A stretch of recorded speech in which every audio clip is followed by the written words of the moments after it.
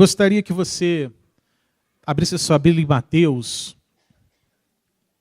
no capítulo de número 2. Vamos ler aqui a partir do versículo de número 1. E tendo nascido Jesus em Belém da Judéia, no tempo do rei Herodes, eis que uns magos vieram do Oriente a Jerusalém e perguntaram: onde está aquele que é nascido rei dos judeus? Porque vimos a sua estrela no Oriente e viemos a adorá-lo. E aqui continua aqui no versículo de número 9, diz assim, a partir do versículo 9. E tendo eles ouvido o rei, partiram, e eis que a estrela que tinham visto no Oriente iam adiante deles, até que, chegando, se deteve sobre o lugar onde estava o menino. E vendo eles a estrela, alegraram-se muito com grande júbilo. E entrando na casa, acharam o menino com Maria, sua mãe, e prostrando-se, o adoraram. E abrindo os seus tesouros, lhe ofertaram dádivas, ouro, incenso e mirra. E sendo por divina revelação avisados em sonhos, para que não voltassem para junto de Herodes, partiram para a sua terra por outro caminho. Então a Bíblia relata que estes magos do Oriente, eles buscaram ir até Jesus para que pudessem adorá-lo.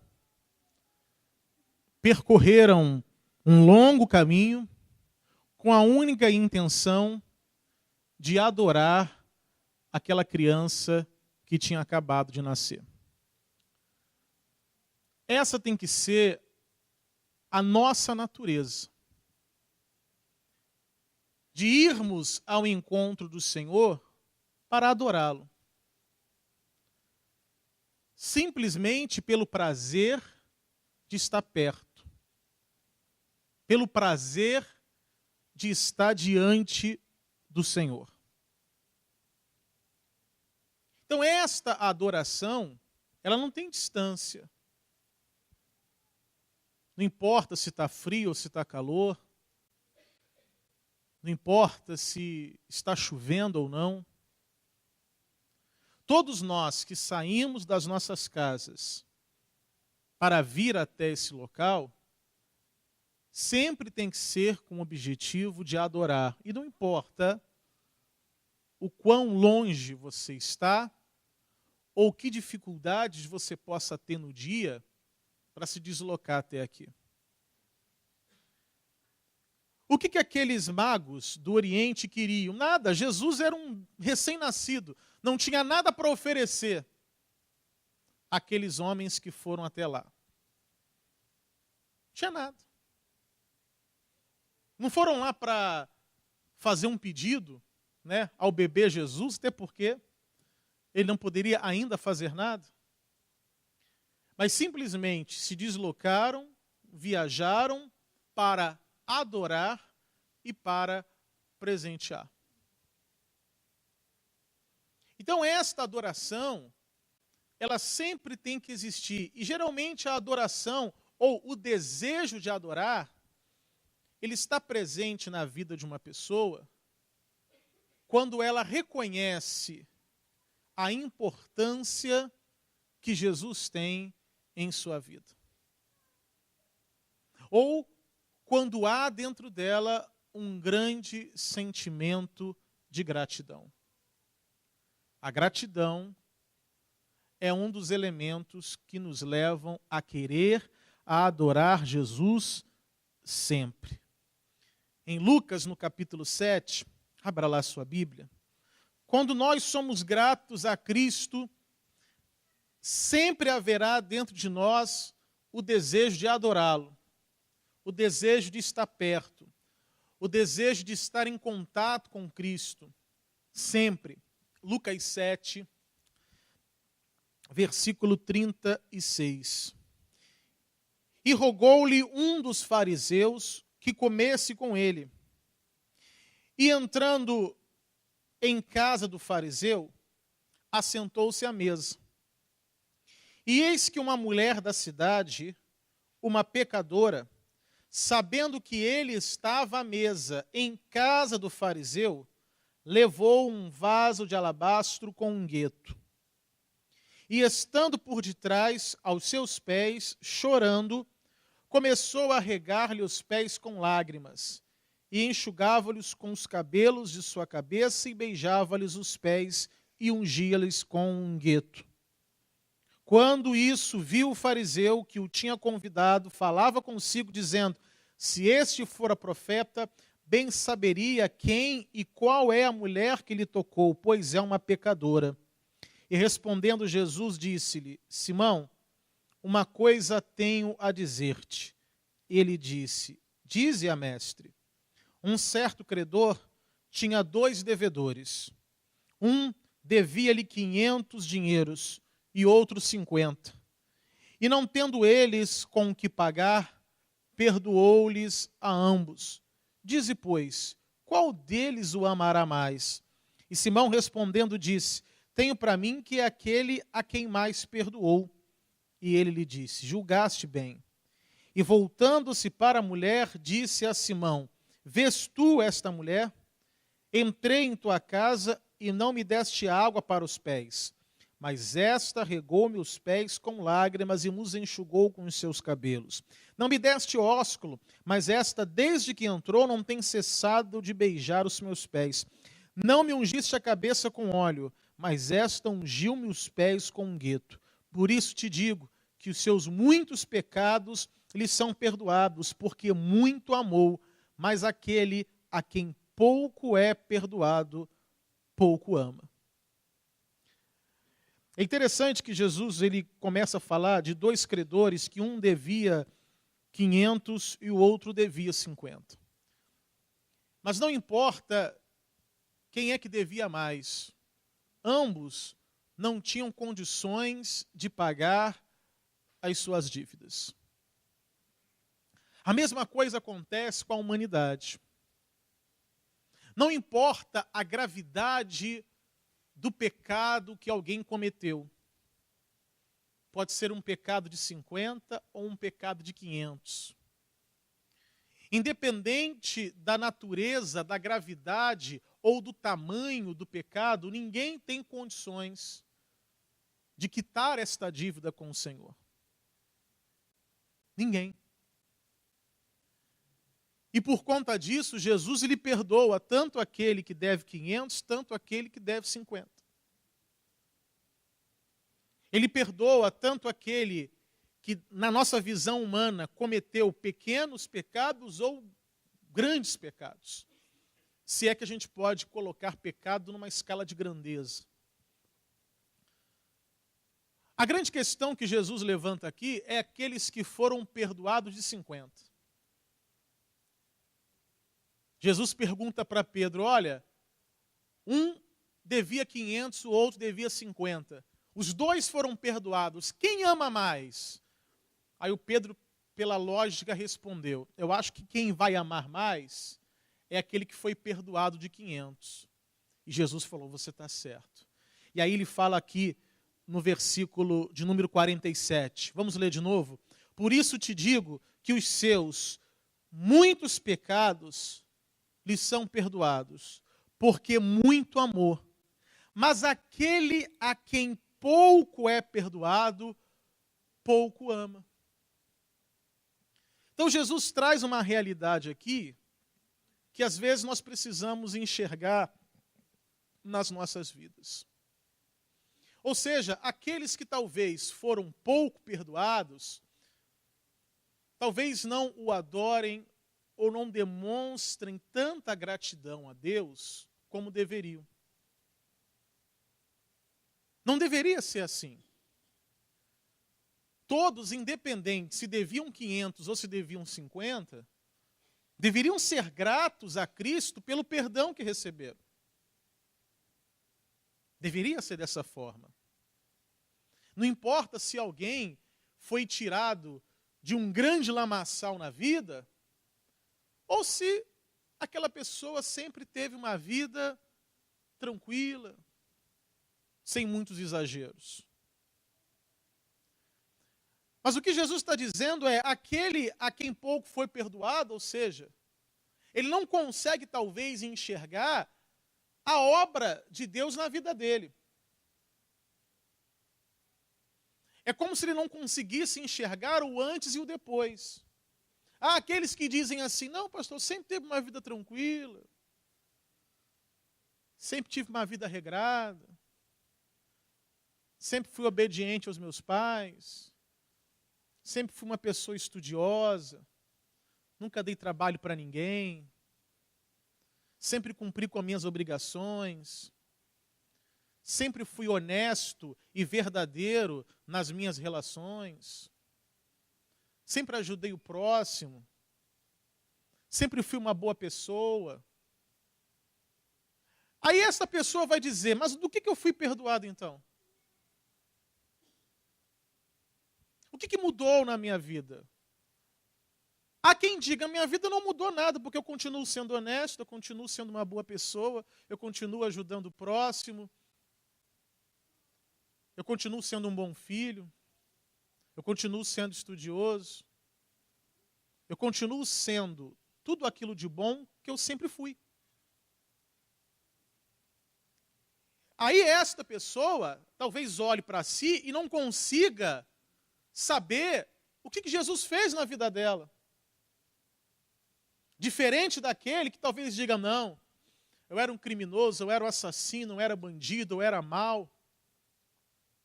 Como uma vez eu ouvi um irmão falando, e ele testemunhava aquilo apenas para algumas pessoas, porque ele nunca teve coragem de contar isso em público, mas ele dizia que ele era um assassino de aluguel. Ele matava pelo dinheiro, mas também pelo prazer de tirar a vida das pessoas. Então, muitas vezes ele dizia que matava de graça.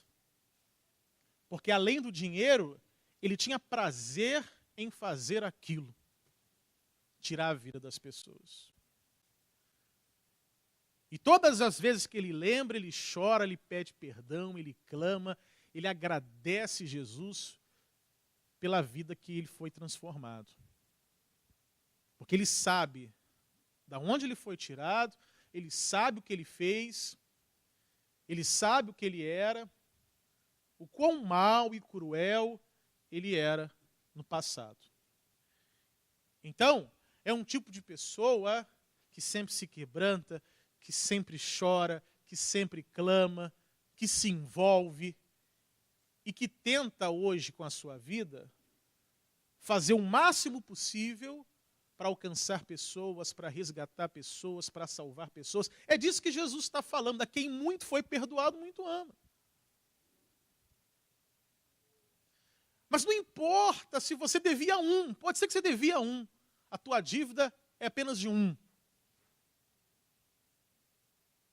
Mas tanto aquele que deve 1, que deve 500 ou que deve 1000, vai para o inferno do mesmo jeito. Nós não podemos pensar na obra de Cristo apenas nas transformações que acontecem nessa vida. Porque a obra de Cristo, ela se manifesta nessa vida. A sua vida muda, a sua mente muda, a sua forma de pensar, de agir. O Senhor, Ele te cura, Ele te restaura. Existe uma obra que é feita nessa vida, mas existe algo que é maior, que é a vida eterna. E às vezes nós não valorizamos como deveríamos valorizar essa questão da salvação. Porque falar do inferno é uma coisa muito abstrata, né? A gente sabe que o inferno é um lugar ruim, mas é um tipo de situação que a pessoa nunca viu, não conhece ninguém que esteve lá e que voltou dizendo como é que era. É um tipo de experiência que ninguém passou. E por isso talvez ninguém saiba o quão terrível é. Porque é uma coisa que ninguém viu, que ninguém passou, que ninguém tem como contar em detalhes, que ninguém tem como relatar o sofrimento. Então, às vezes, nós não damos tanta importância a essa questão da salvação. A mesma coisa falar da eternidade. A eternidade, né, parece uma coisa muito abstrata. O que eu vou fazer na eternidade? Vou ficar lá numa nuvenzinha esperando o tempo passar, né, conversando com o anjo. É uma coisa também muito abstrata para a nossa mente. O céu, a gente sempre pensa e imagina que é um lugar maravilhoso, mas a gente não tem uma referência. Não tem um conhecido que foi lá e viu como é que é.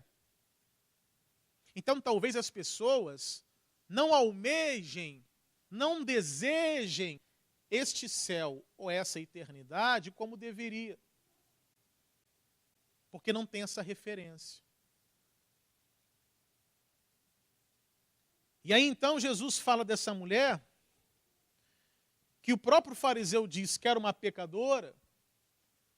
Então, era uma pessoa que era reconhecidamente pecadora. Talvez pela prostituição, se de fato era, mas era algo que todo mundo via nela o pecado. E ela também via o pecado em si. Ela sabia de quem ela era. E ela foi até Jesus para adorá-lo. Porque reconhecia em Jesus a salvação para a sua vida. E ela estava lá chorando aos pés de Jesus, ungindo com um gueto. Estava lá adorando a Jesus por um sentimento de gratidão, por um desejo de estar perto. Em nenhum momento ela faz algum pedido a Jesus, ela quer alguma coisa de Jesus, ela só quer estar perto. Ela só quer adorar. Porque ela sabe o tamanho do pecado. E aí Jesus diz para ela, assim no versículo 49, aliás, no versículo 48, e disse a ela, os teus pecados te são perdoados. E os que estavam à mesa começaram a dizer entre si, quem é este que até perdoa pecados? E disse a mulher, a tua fé te salvou, vai-te em paz. Por ela reconhecer a grandeza do seu erro, ela também entendia e existia dentro dela uma necessidade ainda maior de estar perto de Cristo. E aí, que tipo de pessoas nós somos? Nós somos aquelas que devemos 50, ou que devíamos 50, ou que devíamos 500. Qual é a nossa relação diante de Jesus? Você consegue enxergar a obra de Cristo na sua vida? Ou você acha que pouca coisa mudou quando você começou a segui-lo? Você consegue ver realmente uma transformação em sua vida? Ou talvez na sua mente tudo continua basicamente a mesma coisa, apenas agora você tem uma fé e uma religião que você segue? Como é que é Cristo para você? Quem é Cristo para você? É alguém que te motiva a adorá-lo? Existe uma necessidade dentro de você de estar perto, de vir à igreja? Existe uma necessidade de louvar? Existe uma necessidade de servir? Ou é apenas um hábito? Algo que já virou uma tradição na sua vida, já faz parte da sua vida? É mais um costume que você adquiriu do que uma necessidade que você tem? Então hoje é um momento de nós observarmos quem é Cristo de fato em cada um de nós. 1 João 4,10. Nisto está o amor, não em que nós tenhamos amado a Deus, mas em que Ele nos amou e enviou o seu Filho para propiciação pelos nossos pecados. Então Ele nos amou primeiro. E quando o Senhor nos amou, fatalmente nós não tínhamos a ideia do nosso próprio pecado. E por não termos ideia do nosso próprio pecado, nós também nunca tivemos a necessidade do perdão. Como diz lá em Provérbios, no capítulo 30, vamos lá rapidinho em Provérbios 30, e eu volto aqui para 1 João 4.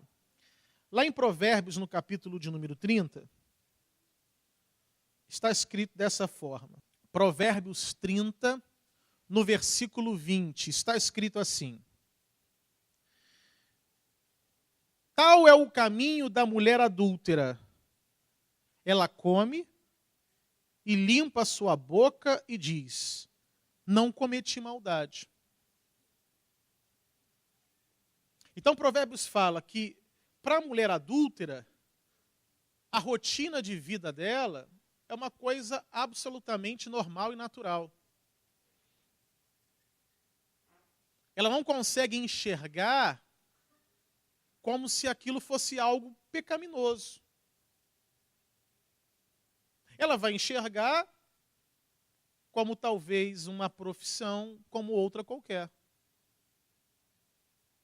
Uma profissão no qual ela tem lá os seus clientes e atende em determinado lugar, como qualquer outro.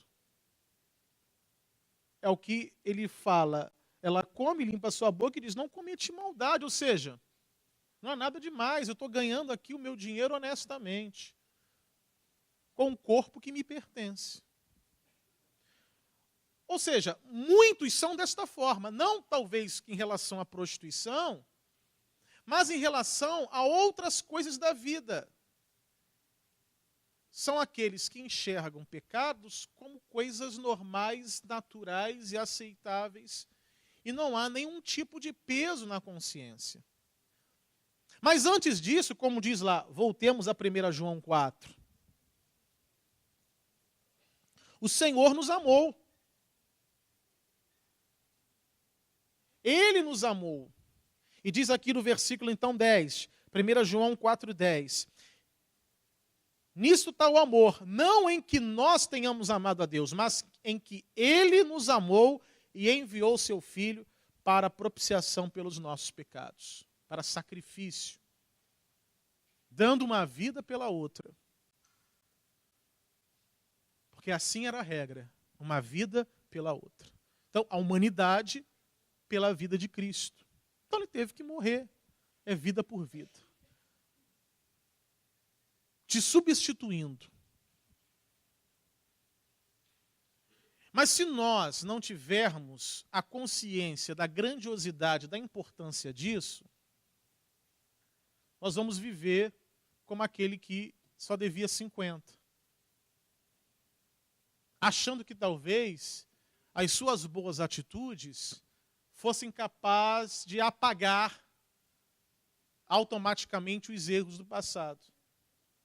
E aqueles que pensam assim: não, pastor, sabe, eu não preciso de salvação, é só eu fazer o bem daqui para frente, que o bem que eu fizer daqui para frente vai anular o mal que eu fiz lá atrás. Então tem pessoas que acham que elas mesmas podem gerar esse perdão. Não, eu tenho a consciência de que errei, o meu saldo está negativo. Então eu vou começar a fazer coisas boas para o meu saldo ficar positivo. Pronto. Ou seja, são pessoas que não conseguem enxergar que somente Cristo pode perdoar. Agora, aquele a quem muito foi perdoado, aquele quem muito pecou, aquele que sabe das maldades e de tantas coisas ruins que fez no passado, ela tem a consciência que não consegue zerar essa dívida, que é muito grande. Talvez aquele que deve 50 ainda ache que consegue fazer alguma coisa boa para zerar. Mas aquele que cometeu atrocidades no passado, aquele que foi uma pessoa cruel, ela mesmo sabe: peraí, eu não consigo. Eu preciso então do perdão. Porque nada que eu faça de bom daqui para frente vai anular as grandes coisas ruins que eu fiz no passado. Então eu preciso de alguém que me perdoe, eu preciso de um Salvador. É o que Jesus fala. A quem muito foi perdoado, esse alguém muito ama. E consegue talvez enxergar Jesus de uma outra forma. Então, quem somos nós? Essa é a pergunta que eu quero que você faça para você. Eu sou o que devia 50 ou sou o que devia 500? E que você sempre coloque no coração: o grande benefício é a vida eterna. As mudanças acontecem aqui. Mas o grande benefício é a vida eterna. É escapar da morte e do fogo do inferno. E volto a dizer, não importa se você deve 1, 500 ou 1000. O inferno é uma realidade da mesma forma. Para quem deve muito ou para quem deve pouco. Então não importa o tamanho do pecado. Todos nós precisaremos de salvação. E não há como se salvar sem Jesus. Então que você possa cada vez mais valorizar Deus e Cristo na sua vida. Amém?